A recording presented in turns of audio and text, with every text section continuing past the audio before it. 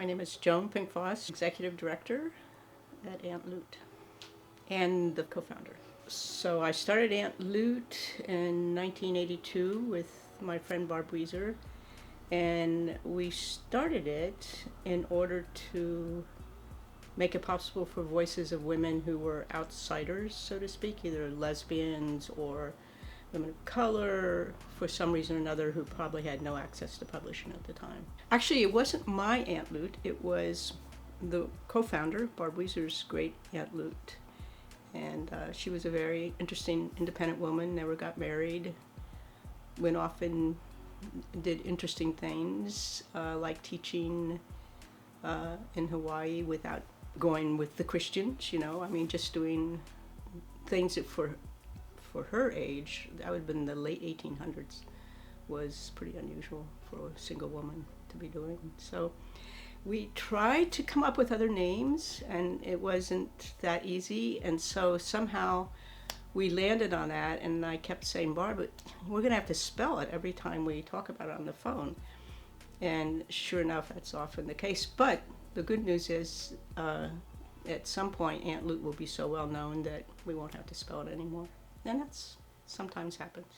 Historically, literature's had an amazing ability to change minds and move large masses of people towards a different opinion about things.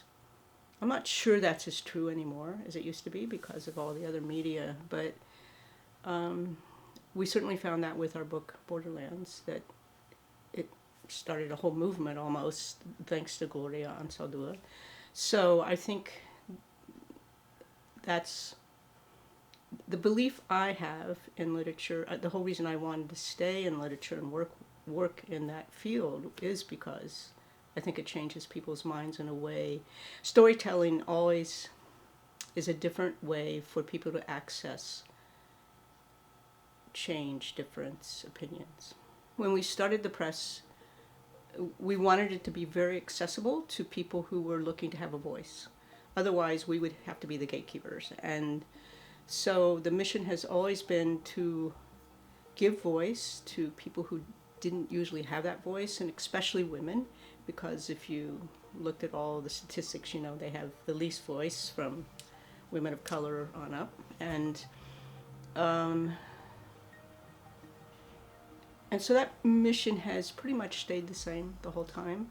And our desire for accessibility has stayed the same. It varies depending on what particular things have happened, but I think having people from Aunt Lute be interested in being out in the community and different communities is also what's made it possible to continue that mission. I went to the University of Iowa Writers' Workshop in the 70s, and it just felt so staged and so staid and so New York voice. And I think that I was always much more interested in the rawness that voices could bring to deeper understanding. So I would say my favorite part is to work with authors who've never published before, and finding the exchange from that exchange. I benefit more than they do, probably, because I learned about their cultures in such an intimate way.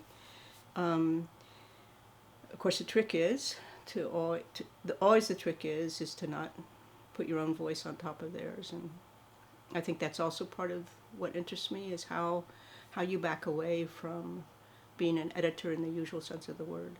It's just changed so much from the days where we actually had to.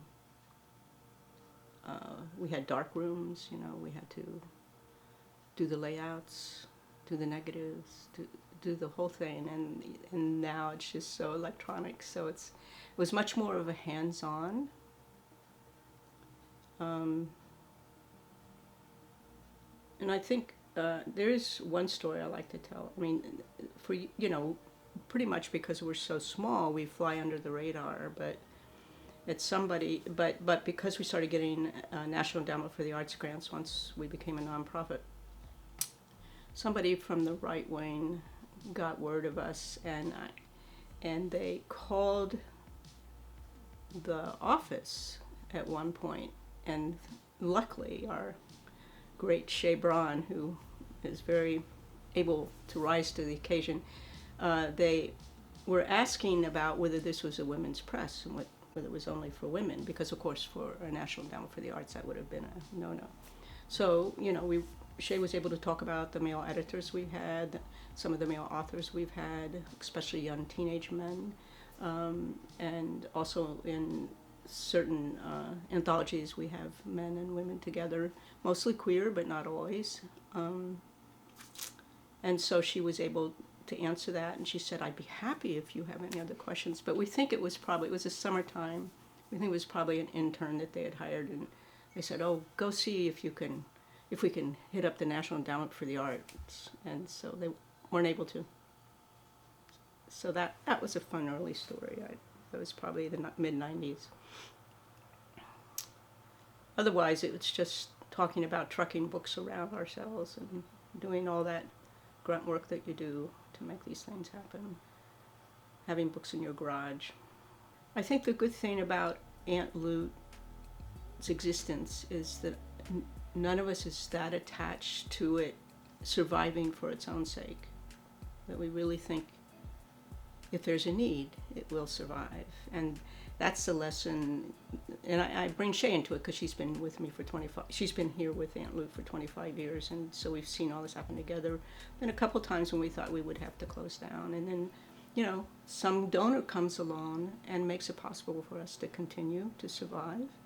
So we're always looking for that special angel who understand. I mean, the thing is, when somebody donates money to us, we consider it a partnership, and because they have to understand what we're doing and how important what we're doing is to even want to contribute money to us.